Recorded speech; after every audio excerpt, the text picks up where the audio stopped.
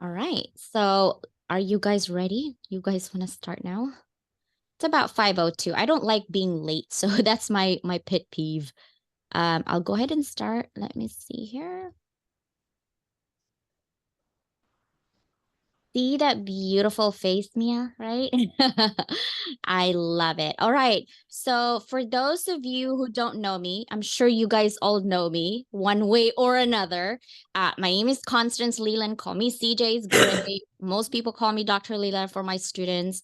And then we have Mia Zambarano. Mia, can you introduce yourself briefly for those who don't know who you are? Absolutely, yes. My name is Mia. I am a mental health therapist, licensed and practicing, and I am also a performance consultant. So basically, what that means is I've taken my almost decade worth of experience and training in the mental health field. And I've basically found a system to help people that are wanting to do better and perform better and show up in life to a new level. So without necessarily warranting a diagnosis, without you know it necessarily impacting our functioning, but just still knowing we can do better and want more. But so I do both of that work. I do traditional individual therapy. I do group consultation with performance. I work with athletes, business professionals, entrepreneurs, basically anyone wanting to improve their well being, how they're performing in different aspects of their life, and wanting specific tools and guidance to get there. Mhm. And she's a licensed therapist. I just want to put it out there because I'm not. Yeah. I'm not, but I have a lot of experience on those things right now. So thank you so much for doing that. I would also ask just a little housekeeping if you guys could mute your information, and then we will have like not really a group therapy, but more of like group information at the very end. So hold your questions at the very end and we'll go do that. If you are a sleepy person, you probably will be relaxed because I have at least about 11 minutes of meditation at the very end. Okay, so let's go ahead and start. So, our agenda today, we're going to go over background, the science behind it. We have a little bit of exercise. If you go in your chat, I'm hoping you can see your worksheet on there. And that one is for you to keep. If you can't, don't worry, I'll email it to you as well because we're going to work on it here actually. We're going to learn about coping skills. What are the coping skills once you figure out that you are either stressed or are now at the burnout stage? And then, like I said, we're going to have meditation. This is part of the coping skills that I use and a lot of my friends actually used. And then shared experiences at the very end. And then Mia will have her information if you want to take it further when it comes to the work of mental health. So, the very end, you'll get a certificate for your participation, and I'll email it to you with your individual name. All right. Now, the science behind this exercise is that short term stress actually helps us deal with many challenges, meaning it's okay to have stress. It is actually normal to have stress. There's no way you cannot have stress. However, prolonged stress overwhelms you. And that's when we get in trouble, when we can't figure out coping skills or mechanisms that can help us kind of navigate through stress. You're going to look like this. Invisible, of course. You won't have any smoke coming out of your head, but I feel like that sometimes. Okay. Sometimes I really do feel like that. Now, this is from the management of like medical. It's like a medical stats that I actually found with my girlfriend. We were talking about, she's in registered nurse. She said that in 2022, this year, right, just in September, they did a poll and 80% of healthcare leaders, we're not even talking about workers, I'm talking about leaders, okay, reported that their level of stress burnout increased in 2022 by 80%. Okay, so if you go if you go to your healthcare right now and they're like they seem so edgy, that is why. 80%, that's a long, like that's huge. 14% said, oh, stay the same. And then 6% says it decreased. So we want to be that 6% with an 80, right? Decrease or burnout, not increase at 80%. So that's kind of hard and harsh, but that's the reality for the medical field. Okay. Now, I'm going to ask you, and I want you guys to be honest. Are you stressed out right now? What I want you guys to do is if you could, if you have a cell phone, hopefully, go ahead and scan this and just answer yes or no. if you can. Okay. And then we'll share the results afterwards. Scan this QR code if you can, and then just answer yes or no. We'll take about 30 seconds. Welcome, everyone.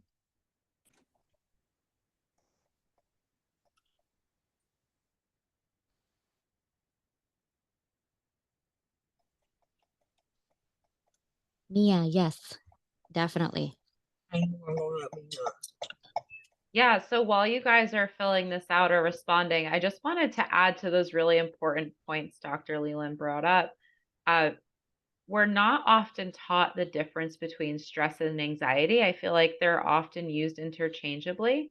So, stress is when you're acknowledging something that is coming up. You're stressed about a presentation, like something that is inevitably going to happen, right? We have tasks, we have responsibilities. Anxiety is where we're anticipating something that may or may not ever happen. I'm going to fail at this. It's not going to go well, right?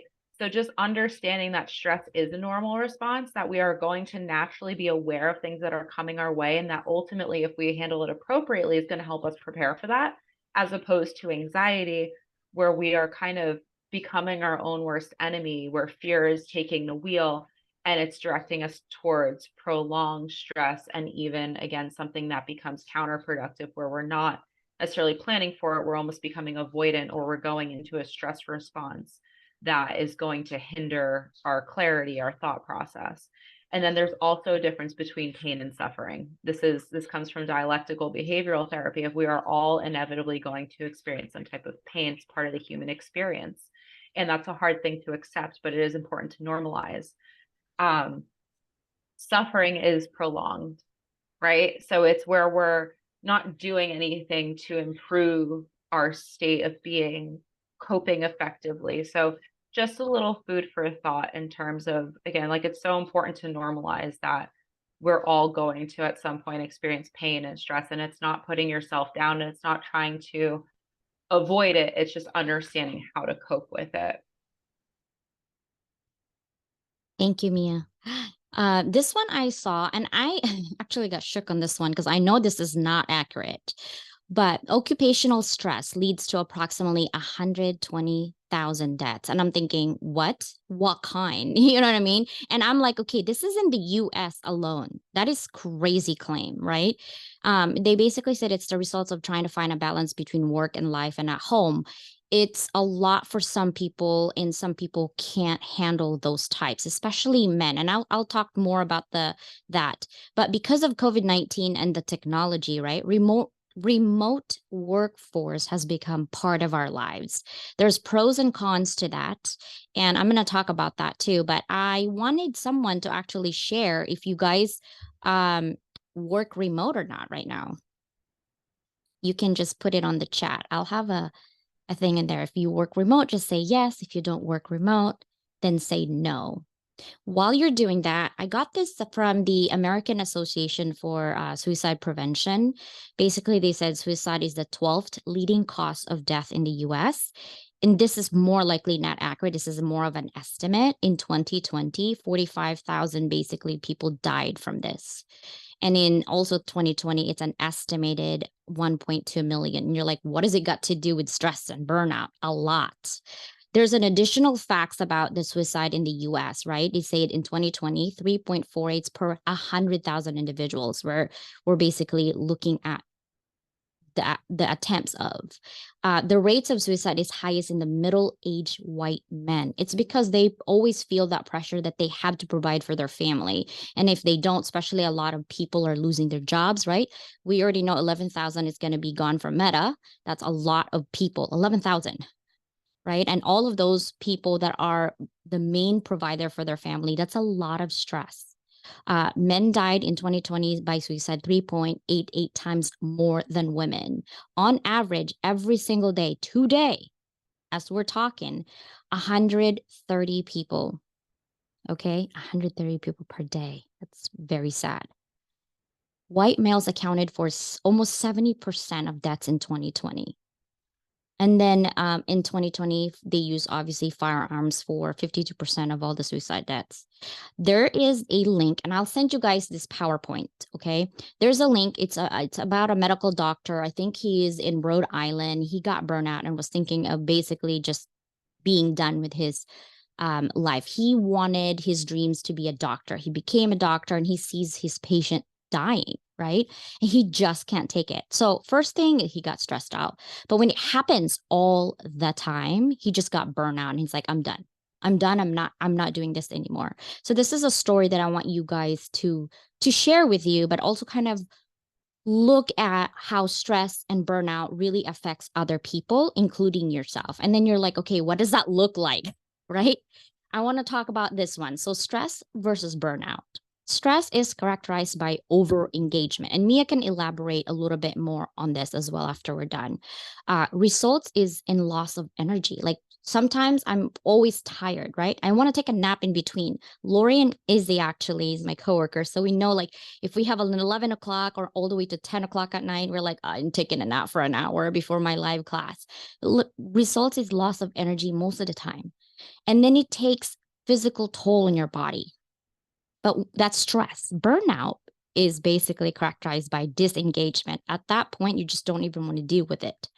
You're not even motivated to do your homework. I see this a lot on my kids when they actually get overwhelmed. When we lost their grandmother, they were off school, they couldn't do homework, and the homework piled up. And then, at first beginning, they were stressed out. And it came to the point where every day they missed, plus their homework every day that they didn't miss, it got overwhelming. And my youngest just gave up. Like she's not motivated to go to school. She cried the other day to go to school. She's at the burnout stage right now. And it takes primarily on your emotional toll as well. So physical and emotional. But what you need to understand is that burnout is the accumulation of unchecked stress over long periods. Okay. And you can't have stress without burnout, but you cannot have burnout without stress. It starts from stress and then you just burn out if you don't watch it, right? Signs of other burnout is exhaustion. Let's be honest, we're always tired anyway, but this type of exhaustion is just like you can't keep up with anything and you don't want to talk to anybody. Granted, sometimes we don't want to talk to somebody or all the people, right? But just major, if you see a shift in yourself, like there's major isolation, you just don't want to talk at all, period. And I like this escape fantasies. I'm like, I want to have escape fantasies. Like, I want to be in Netflix vegging out all day doing nothing. I wish, right? Irritability, like, I like that with a fork, basically saying it's just you're irritable. Anyone's like, Mom, can you do this? Nope. What about this? Nope. And you're like, do you know any words other than don't? Nope. That's basically what I did to my kids when I just got like so tense, right? And frequent illness because now it's taking a toll on your body, not only your mental, your emotional, but now your body's just like, I give up. This is just too much. Okay. So if you have this is just the basic signs of burnout. Mia, do you have anything to add to this? Yeah, I just really appreciate these points. When you think about stress, to what you were speaking to, it is a mental, emotional, and physiological response. And if you think of how we're wired as humans, we are wired for survival. So if something presents as undesirable or overwhelming, we're going to have that stress response because we're almost fight or flight, think of it as, right? Like we're reaching that limit of our window of tolerance where we're teetering on a fight or flight, and cue the cortisol levels, cue the adrenaline. And we weren't wired to function at that level for prolonged periods of time. It was meant to literally get us away from an undesirable experience or problem solve for it, right?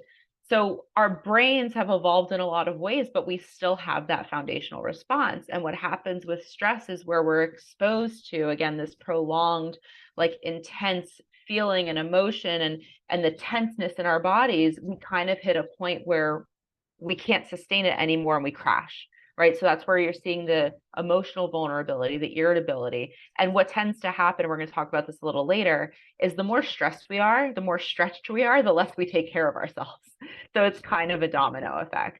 And to your point with burnout, we get to this point because it's such an aversive experience Like we're trying so hard to overcome it and we keep doing this thing that we lose the point. Why am I doing this? Like your brain is, again, naturally is going to say, is this desirable or undesirable? Like it's trying to shape your experience. So if you keep having these undesirable exposures to something, it's stressful, it's too much, it's overwhelming, you're naturally going to want to avoid that very thing. So we lose interest, we lose desire, and we lose the reinforcer that initially brought us to that thing. It doesn't making the money or doing the thing or having that purpose, it no longer feels as important because it's compromising to our well-being. So that is the nature of burnout. Thank you for that additional thought. Now, key signs of burnout. This is more additional. Obviously, there's going to be a lot of signs, but for today, we're just going to talk about some of them. Okay. Physical is loss of or increase of appetite. Literally, I gain weight in this COVID world. My butt, I think, is just sitting here all day and I'm just snacking. Okay. So now I'm like, oh, I think I need lentil. I'm going to have carrots. Like, I have to be intentional because it's so easy to just eat pizza and some other chips, right? Changes in sleep. I have insomnia. I can't sleep right. So I have to have like valerian root tea now. And I get sick more frequently. Actually, I don't. My oldest does because she does have anxiety and stuff. More accidents, like I hope not. Bumping into things or have a car accidents. Let's not have that, okay? Headaches or unexplained aches and pains. I do suffer from migraines, so I think it doesn't help when I do get stressed for sure. Now, the mental and emotional, some of them gets bored. Like my daughter, sometimes when she's super stressed, she just like, I don't want to do homework. But then I'm seeing her like literally playing video games. I'm like, aha. She's like, no, I'm just bored. I'm like, yeah, okay. But it is irritation again, feeling checked out or numb. Like when we see the news and like people dying and and I hear people not having any more emotions, you're just like, oh, okay, another day, right? Difficulty concentrating, remembering things. I lose my phone. I swear I have an air tag on my keys now because I can't find it all the time. Mood swings up and down, right? Anger burst, or like from 0 to 60, you just get angry in like 60 seconds out of nowhere. Difficulty having fun or relaxing, thinking about work constantly, dreading having to return to work, those Monday blues, like Sunday night, you're like, oh, Monday tomorrow. That's normal. But when you're like crying about Monday, that's a different story. Fantasizing about completely switching careers. I have actually a lot of students that are in the medical field that are trying to do in the business from another university that I teach. So that's what they're trying to do to just burn out from being a registered nurse. Fantasizing about moving out of state or country. I actually told my husband, I'm like, yeah, let's go to Italy and take one of those creepy mansions and be done with, what all of this, what's happening. And I have thought about it seriously, but my husband's like, what? I'm like, never mind. I'm just fantasizing over here. You know, let's just keep that in mind that that's what I want to do maybe in the future. Mia, do you have any additional thoughts on this? Absolutely. Yeah. I think it's so helpful to see and relate to what this actually looks like for us. As we were talking about with the fight or flight, right? What literally happens, we have fight or flight and rest and digest. So our sympathetic and parasympathetic nervous systems. And when we get to the point where stress is so intense, our brain starts to again treat it as like, I need to prioritize, this is life or death. And even though it may not be. So when you notice like weight gain or loss of appetite, it's because your body is not prioritizing your rest and digest state. It's not letting you get there. So that's another thing. Some of these basic like foundations of what keep our body going actually shut down. You're not able to think or concentrate because the prefrontal cortex literally shuts down. Because if something is that stressful, it's literally perceived as a danger to your life, right? So it's not going to give you yourself permission to rest and tap into that part of your being. So everything you're seeing here, if you relate to this, just understand that's indicative of the level of stress you're experiencing and how your body, your mind and your body are constantly communicating. So how you are actually physiologically responding to that stress or fight or flight state. Perfect. Thank you so much. All right. So you're like, what is this? Global workplace analytics. Okay. This is 2021. It says 25 to 30% of the workforce will remotely be by 2021. Obviously, we're 2022. But look at 2025, 36.2 million Americans will be estimate. This is an estimate, will be working remotely. More likely, it's going to probably be more as we have a lot of people that are teachers K to 12 are quitting their jobs. Has increased because obviously this is back like in the early 2021. So think about that when you're thinking of working remotely because I saw a lot of people saying, "Yes, I work remotely." Okay? So this is where I'm heading is a work remote. So I already asked this question, so we're going to move on. We're going to have like statistics. So basically they said 10,000 employees were surveyed from the Becker Friedman Institute of Economics. They're saying that 30% basically of these people saying that they are working at home, 30%. And they're saying, I love working at home because look at 9 billion hours, okay, are saved from not commuting. 9 billion hours. Now, reports by Owl Labs in 2021 found out that 55 of these respondents work more hours. This is the key more hours remotely than at the physical office. This same report found that 36% of people believe the office is best suited for individual work. And then, of course, 32% of those surveyed by OWL saying they would quit their job if they were not able to continue working remotely. Keep that in mind. So, what's the bottom line? Remote work environment is here to stay as an option. Creating a balance between work and personal life is a blur for some of us, especially if this is your first time going remote work, right? So, what's the problem, CJ? What is the problem with working remote if we save 9 billion hours? This is the problem. We need to be able to disconnect from job related issues when we are done working. Okay? You need to create time for breaks and end of the day cutoff time. Do not feel guilty if we don't finish that project. There'll always be tomorrow. Do not pick up the phone after hours. I'm not going to name names, but I know some of you pick up phone after hours, including myself.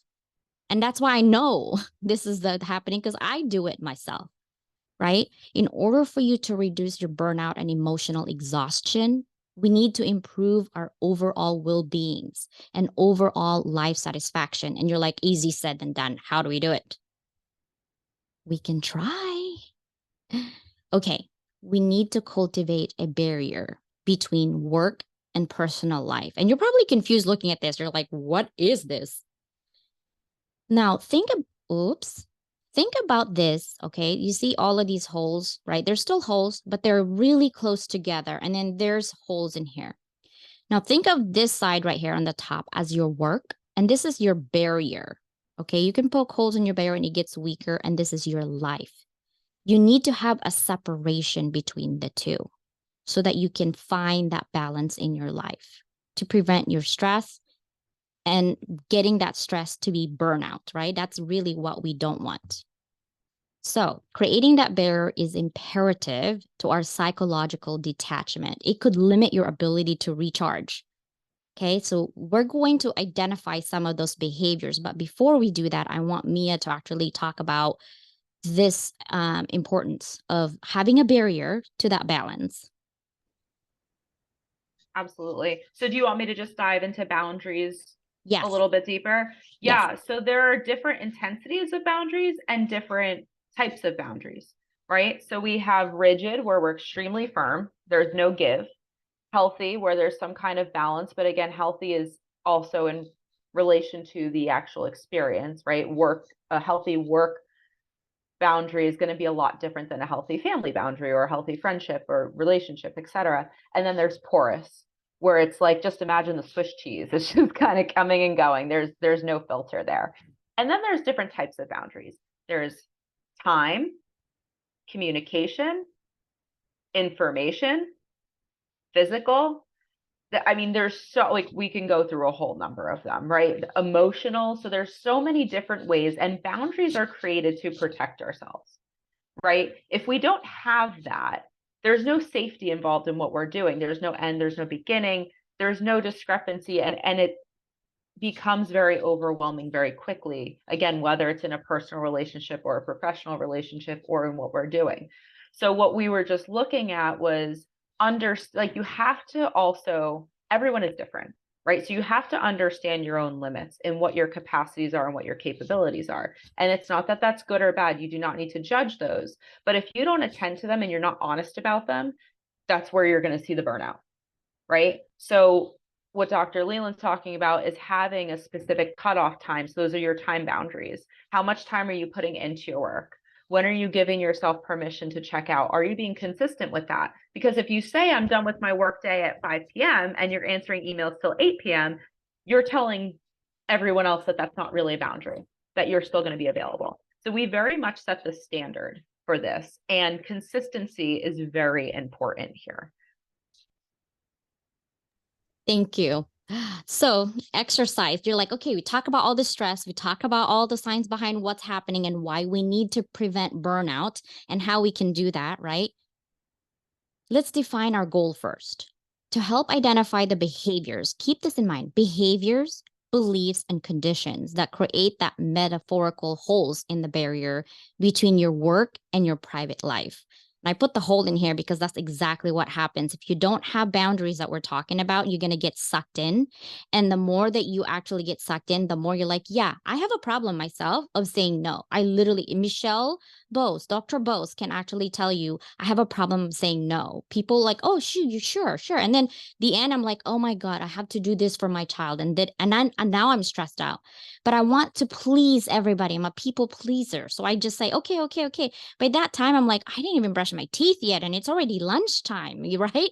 It's craziness. So you need to actually look at behaviors, your own behavior, your own belief, and what you believe versus what's reality and the conditions that you're actually putting in. So those three is what we're going to work on today.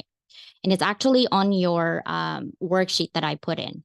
So food for thought before we start is work-life balance does not mean an equal balance of time spent on each of these, okay? Work-life balance is not defined by hours, but your outcomes, right? Physiological detachment is about mentally switching off work-related issues during off time. There's no perfect one-size-fits-all solution because we are different, just like Mia said. But work-life balance is our choice. You choose it, okay? You just make sure you know that it is your choice, nobody else's. Understand that our mind can be easily distracted. We just go off on tangents sometimes, right? And sometimes when we do that, we can't concentrate on what we need to do, which is making sure that you're not working on an empty cup every day. So the first step is you need to identify the holes in your work-life barrier, right? Review your daily routine. I'll give you a worksheet actually that will look like this, but yours is empty. And I also added this one as well. This is just an example, right? For the work is your behavior, then the private life in your behavior. We're looking at the behavior at this point, right? Are you taking calls or checking emails at home while you're off work? I know I do. Are you picking up a phone call after hours? Yeah, I do too. Now let's think about our behaviors, things that we do, and then our beliefs, things that you think is true. The key word is you think it's true. Doesn't mean necessarily it's true. And conditions, your circumstances at work. Okay, use your worksheet. So these are just an example. When you fill out this worksheet on your own, you basically said, I say yes when asked to do additional work, even when I'm already under pressure. How many of us really do that, right? I often find myself spending a lot of time on unimportant tasks. I do that too. I don't take enough breaks during work to recharge. Most of the time I do that. So I'm more intentional now. Now, my private life, I take work-related calls and check my emails at home at all times. I stay up late and feel tired in the morning. Hopefully you were doing Netflix, not work-related stuff. I eat an unhealthy diet. It's okay once in a while. There's no way I can eat carrots 5 days a week.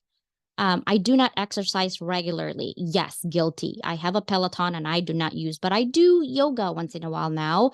I went back to my yoga and I do meditation, and we'll do a little bit of meditation tonight. So the step one is just identifying your own holes. I can't tell you what your holes are, but I'm telling you these are mine. Okay, I'm giving you an example. So when you do your worksheet, you can see, okay, I know what she's doing because I really want you guys to work on this for yourself, right? On your own time. Step two is filling the holes in your barrier. It is going to take planning and strengthening to the barrier between your work and private life, but you have to find ways to fill those holes so that a healthy balance can be restored, right? Now that you have identified, so mine is work and private life, and this is the belief. I have to keep working until all my tasks are done. My work needs to be perfect every time. Not finishing things in time is my worst nightmare. This is like a type A perfectionist personality. Okay. Forgive me. That's kind of my example. My work is the most important part of my life. It's not. Your family is, by the way, and yourself. But this is the private life now. I don't really have time for friends and family. I'm just too busy. If I take too much time off, then I'll be less productive. I have to make myself available around the clock, even when I'm at home for work related issues, right? How many of you guys actually are doing this? Private life and work life when you're doing it, right? So, what can you do for each of these behavior and beliefs and circumstance? You need to identify these things that you're doing right here is poking a hole in that barrier between work and life balance. And because of these, you will get stressed out. Then if you get stressed out and you keep doing it from, all the time, every day, all day, you're going to hit burnout. You don't want that. So you need to actually look at your beliefs. Is this really true? If you keep working until all your tasks are done, there's no way. You have way too many tasks, especially as teachers. We're always doing some grading, right? Or talking to our students, making sure everything is perfect. It's no way you're going to get it all done, right? That's why we have a to-do list. Number three is taking action. It's time to take action. Each of these solutions you added to the strengthening of your work life barrier table. So think of small steps. We can't just jump into it, right? Check your regular schedule, stop checking work related texts and emails outside of work hours. And then even think of disconnecting your phone. Like, you know how some of us, like, especially if you're Apple users, you have your like work emails in there because you want to check all the time. I actually check twice now a day on my email. And I tell my students, hey, if you email me between this time and this time, I'll respond to that day. But if you email me after this time, it's going to be the next day. You're going to have to wait 24 hours. If you need immediate assistance, please call the school to make sure you are taken care of, right? Because really, we're not paramedics. We don't need to be their emergency all the time. It's fine, right? Everything can be done tomorrow. But I often don't have enough time to finish my tasks. I don't like my job. I don't have the opportunity to use my strength at work. I do not get along with my coworkers. These are like conditions that you think is happening.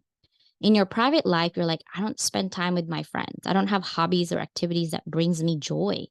I don't have enough time to recharge my batteries when I'm at home. These are the conditions that you're creating in yourself right now. You're like, hey, CJ, do you want to go do coffee?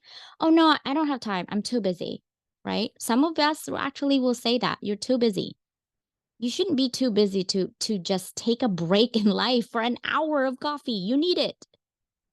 So let's reflect, right? These are the things that I want to talk to you guys about. But before that, I wanted Mia to give her a space on what she can do to help you. Is this where you'd like me to go over the tips? Yep. All right, fabulous. So, in knowing that I was going to be joining you guys today to talk about the stress management and burnout, I wanted to share a couple of my kind of evidence-based strategies that actually beautifully mesh with what Dr. Leland's been talking about. So the very first part is a compliment to what's already been said. The word self-care has been so commercialized, right? And I feel like almost when we hear like you have to attend to self-care, some people almost roll their eyes at this point. But self-care, understanding what the core of that is, it's really the quality in which you attend to your needs. It is the quality in which you attend to your needs as a human, as a person, right? So it's not the bubble bath. It can be. Listen, I'm here for a good bubble bath, but that's not the extent of it. There are different theories in psychology where basically they tell you that your brain will not prioritize higher levels of functioning until it perceives that it's getting its basic needs met. So this is our exercise, our physical movement. And it doesn't mean you have to spend hours at the gym every day. It doesn't mean it needs to be strenuous. It's movement.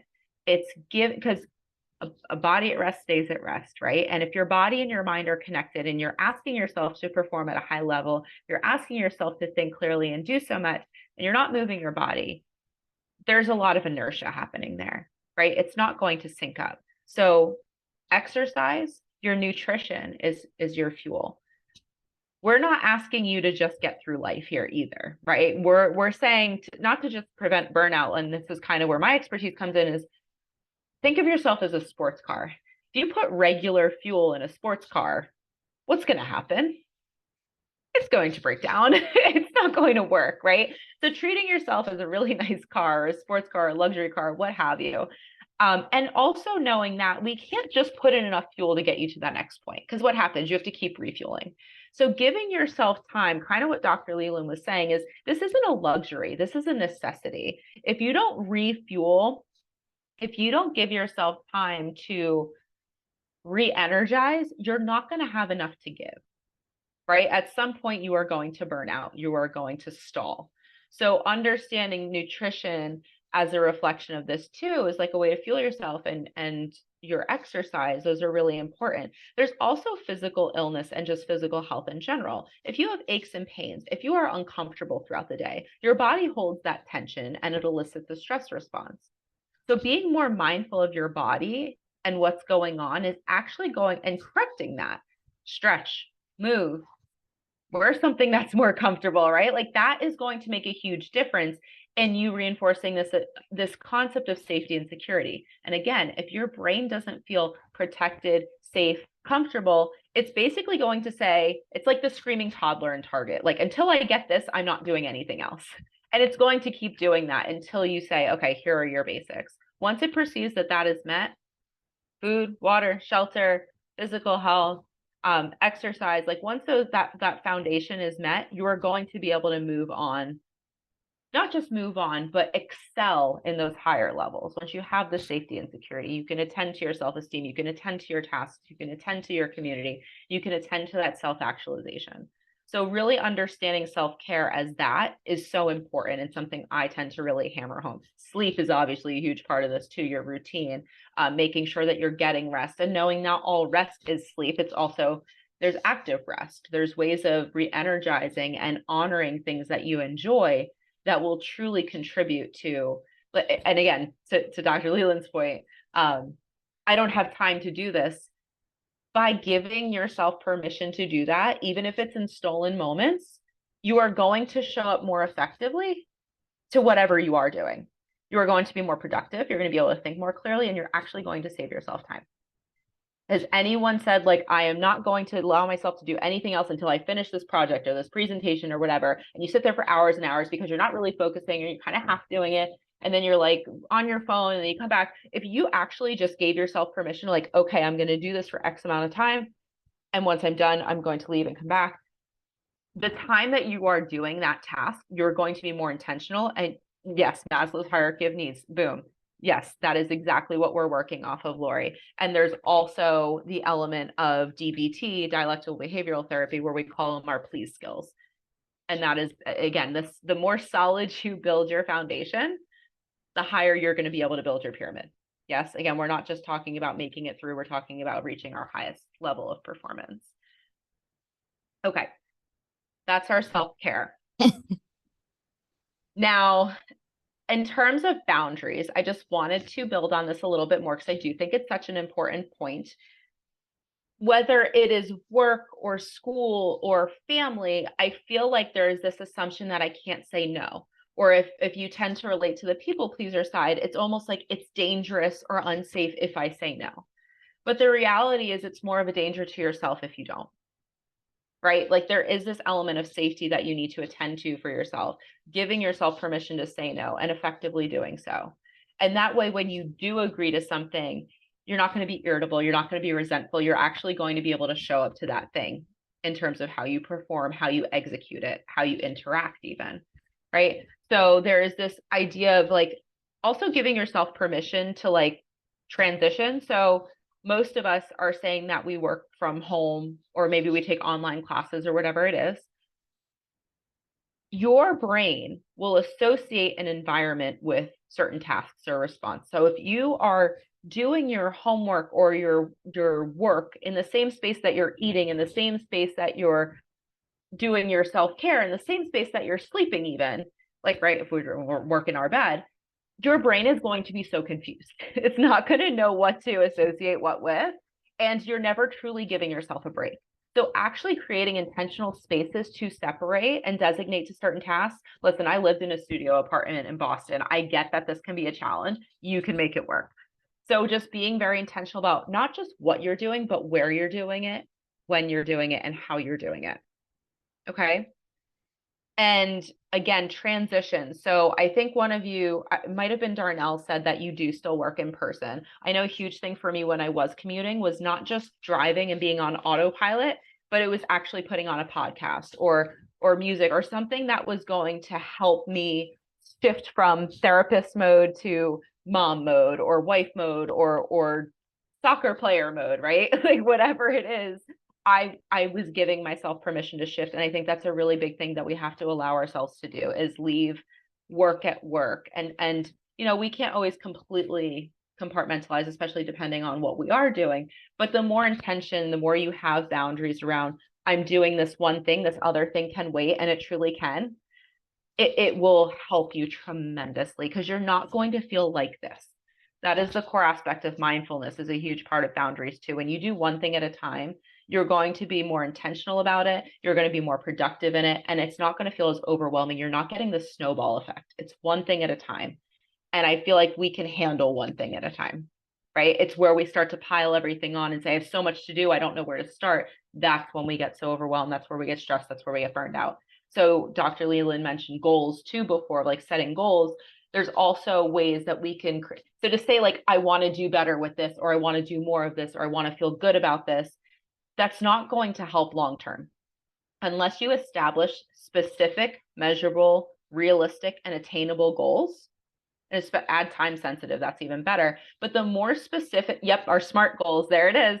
The more specific we can get with those goals, the more productive and effective you're going to be in accomplishing them, because you will have a very clear picture of whether or not you've reached that goal.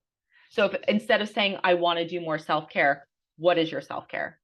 When are you doing it? How long are you doing it? How often? And again, making it realistic. If you've never run a day in your life, don't say, I'm going to run a mile every day. You're going to be super sore the next day and you're not going to do it. So it's okay to, again, compassion of like being gentle and working up to these things. Okay. So a little bit of extension of the boundaries. Being intentional with what you're doing too. I feel like it's so easy to go through the motions in what we do, but revisiting why you're doing something or why it's important to you and how it's connected to your values will keep you going with it. And it's okay for this to change. If you started a job or a class or some type of work or venture or whatever it was, we go through different seasons of our lives. And something that may have been really important to you 5 years ago even might not be as important to you now. It might still have some merit, but you need to give yourself permission to actually revisit those values of, based on what's going on in your life, what is truly important to you right now? Are you connecting with those? Are you acting out of those? If you don't feel like you are, you're not going to be motivated to keep doing those things. So just giving yourself permission to identify, like, why am I doing this? What's the source of this motivation? Why am I showing up to this job? Is it bridging me to something greater? Why am I taking this class? Is it preparing me for X, Y, and Z? Right? And why is that important to you? Being able to reflect on that are going to get you through the more difficult, trying moments. And it's also going to help you feel more clarity in approaching the task and not doing the autopilot. And then kind of what we we're talking about before is we no longer see the desire or the reinforcer, and then we're not going to want to be consistent with it. It's going to be an aversive experience and we're going to check out. So that is something also I would say in terms of our why. Do I have time for one more tip, or I just want to be mindful of time? You're muted. Of course I am. I was checking if you're paying attention. Yeah, go for it. And then after this, we're just going to do meditation. It's about 11 minutes. Okay. So the last thing I would say is, in terms of your why as well, it's kind of an extension of what we were talking about. Understanding how you talk to yourself and your thoughts about what you're doing are completely shaping your reality.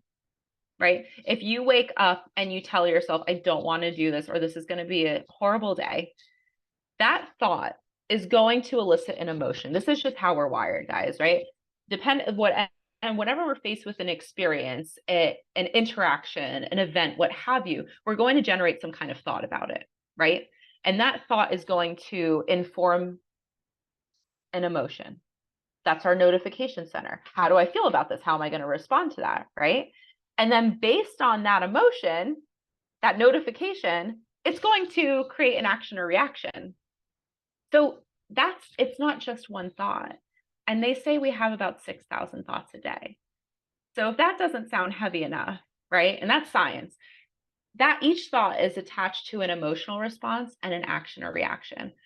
And then depending on that action or reaction, it's either reinforcing that negative belief or it's challenging or changing. So there are so many points of intervention, but understanding how you are shaping your reality on a daily basis based on what you're telling yourself or what assumptions we're leaning into or what you're not giving yourself permission to do, that is literally shaping your reality.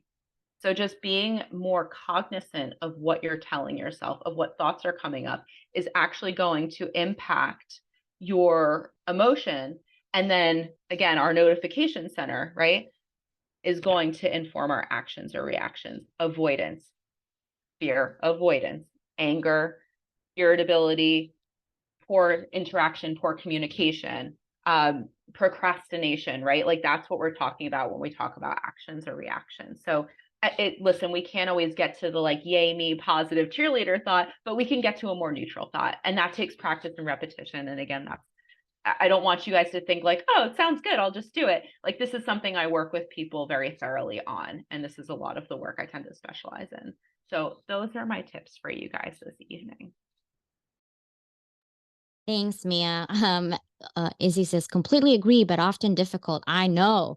I have to put sticky notes on my on my computer to remind myself to be kind to myself today because I have so much going on. My brain is just like, ah. And I'm like, okay, one thing at a time, one thing at a time. And I just prioritize. I'm like, take a deep breath. And that's actually when I went into meditation, which we're gonna do today. Okay. This is just a picture. It says when we weaken our barrier, this is we're gonna crash and burn. Okay. This is what we are working on. Southbound, northbound, separate work and life, guys. Separate work and life, right? Take a break if you need to. So the four pillars of this meditation, the four principles is gratitude, acceptance, intentions, and non-judgment. Um, let's start. Did it start for me? Want to eat healthy on the go? Meet Kachava, your daily super blend. You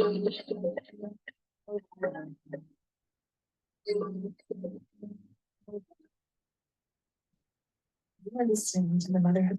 This is a special meditation. This is one I actually sourced from a prior guest. His name is Dr. Greg Hammer, and his specialty is helping healthcare workers avoid burnout. So this is a really powerful meditation for that, but also for all of us who are dealing with stress and anxiety in our daily lives. It's going to be very, very transformative. And we go over four principles. It's gratitude, acceptance, intention, and non-judgment. And I think by the end, you're going to definitely feel lighter and happier. And doing this daily is going to set the course for a much different life experience. Even for myself, I meditate every day. Bringing in these principles has been really powerful. So get settled and we will get started. Find yourself in a comfortable seated position on the floor with your legs crossed, your hands gently resting on your knees, with your palms facing the ceiling. Have your back be erect, but not in pain. If this position is too painful for you, lay flat on your back with your eyes closed and your feet falling apart. Your hands again with your palms facing the ceiling. Just focus now on the gentle, rhythmic flow of your breathing. Notice how the breath feels when it enters your body, expanding your lungs, giving life, how it feels when it leaves it. Keep breathing naturally as we relax deeper and deeper into this meditation.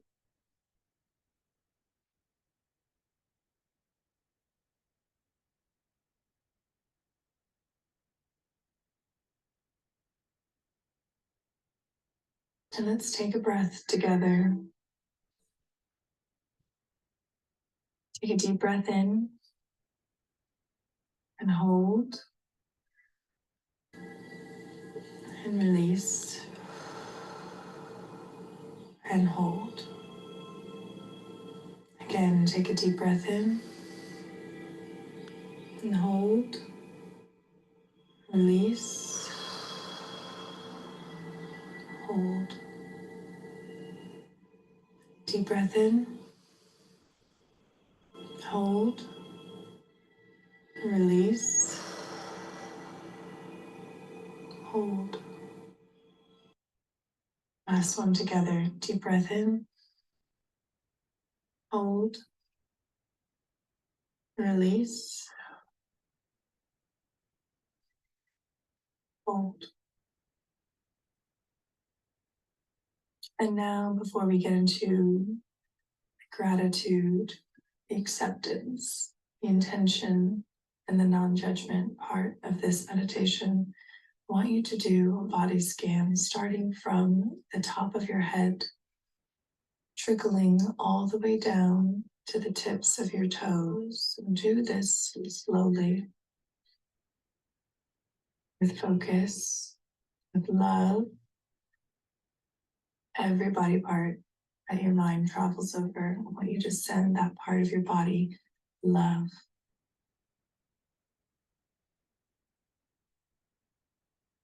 And your breathing should be natural,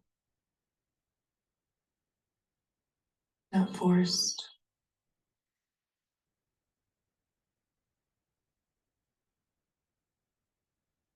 Should be about halfway now.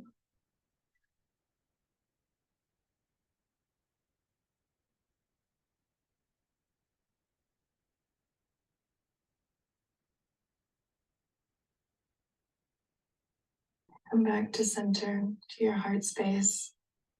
Feel your heart beating. Feel your lungs expanding and contracting. And now I want you to bring to the forefront of your mind everything or something that you are immensely grateful for. This could be something big or something tiny in your life. As you breathe, reflect.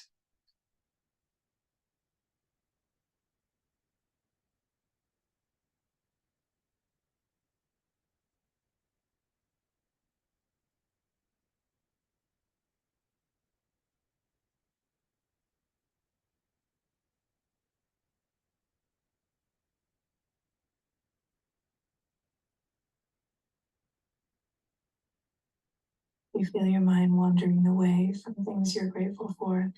That's okay. Because now we're moving into the acceptance phase of this meditation. And this is an important part because not everything is wonderful in the world or in our lives. And to first accept that fact is how we heal, is how we change, is how we transform. So reflect on anything in the world or in your life that you don't necessarily love or like, that you accept as truth, as fact. Sit with that and breathe through that and those uncomfortable emotions that may arise. This is the work. This is powerful.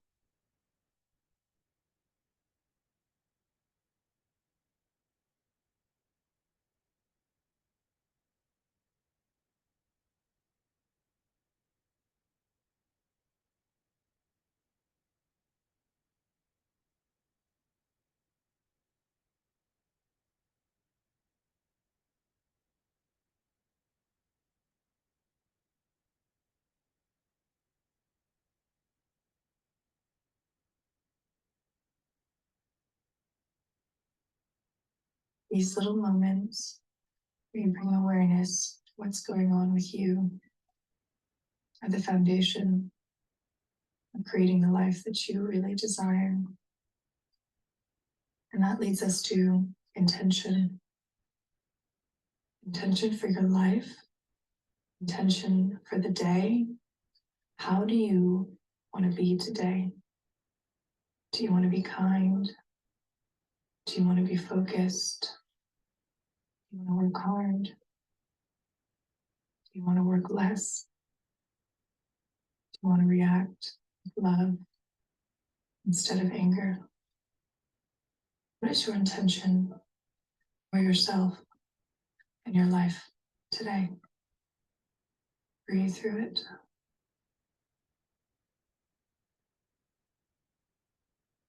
Feel any emotions that come up. Have you been acting in a way that is out of alignment with these intentions? And forgive yourself for that. Keep breathing.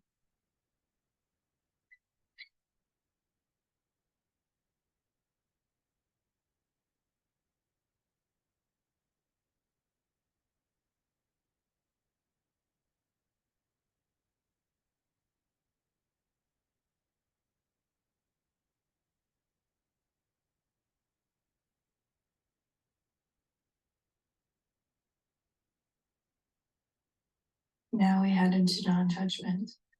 And this might be the hardest one for most people. This is when you look at the world, you look at situations, you look at behavior of others with benevolent non-judgment. And what does that mean? It means you look at it as it is. You don't label it good or bad.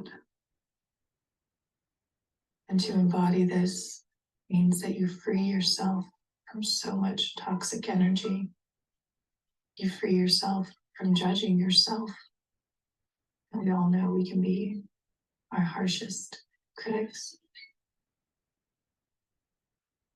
So move into a space now with every breath of non-judgment. Don't label. Don't do anything but breathe and feel love emanating out of you. Everything and everyone, including yourself. Keep breathing.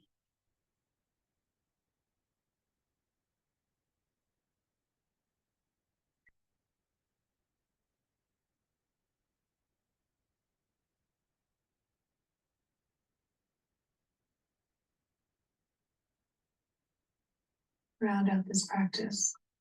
Let's take one deep breath in together. And hold.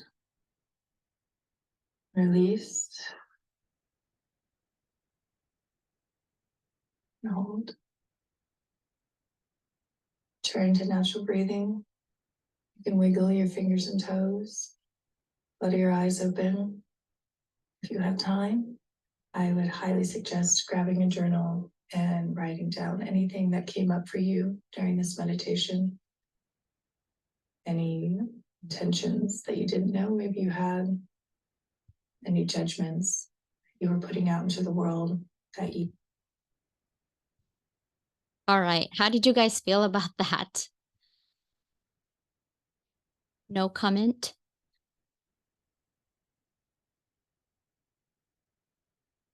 So that was the meditation, and we're not doing meditation anymore on that one. So that's basically it for today. I wanted to just kind of share, and Mia was here kind enough to basically give us her thoughts on it. You can find her on LinkedIn, obviously. I'll send the link to her LinkedIn as well if you need to further, if you want to go and further your mental health. Mia actually is one in my podcast, and she basically said, you know, you want physical health, you want to look good, you want to do this. What about your mental health? Right? It should be the same together, like salt and pepper, right? Just having salt, no pepper is kind of right? Having pepper with no salt's kind of having together, perfect. The same thing. Mental health should actually be coupled with our physical health. It's super important. And obviously, I'm not a licensed practitioner, but I like to talk about it a lot because I'm going through it. But Mia is your friend if you want to take it further. Yeah, absolutely. To that point, like we all have mental health just like we have physical health. Our mental health is basically just the status of our well-being and our mentality and our emotions. So becoming more proactive about this is truly life-changing as opposed to reactive, which is how I feel a lot of us treat it. I said to Dr. Leland on our podcast that, no one would question you about going to the gym to try to take care of your physical health. Why is it questioned to seek guidance or support in truly optimizing our control center, just how we operate?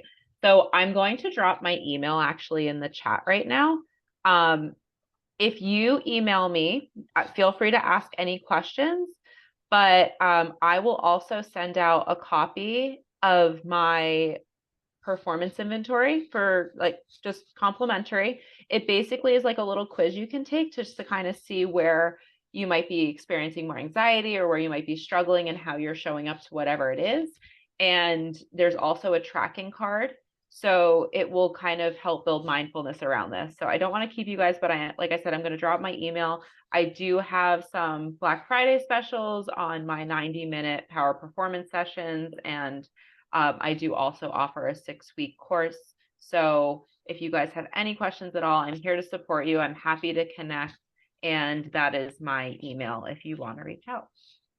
Yay. Thank you, everyone. I'll send you a survey too because I wanted to know more if you guys want more workshop. Obviously, this is free. Some of the workshop that I'll be doing will be with pay, but I'd like to give out to the community. And I think mental health is super important. So I totally appreciate you being here.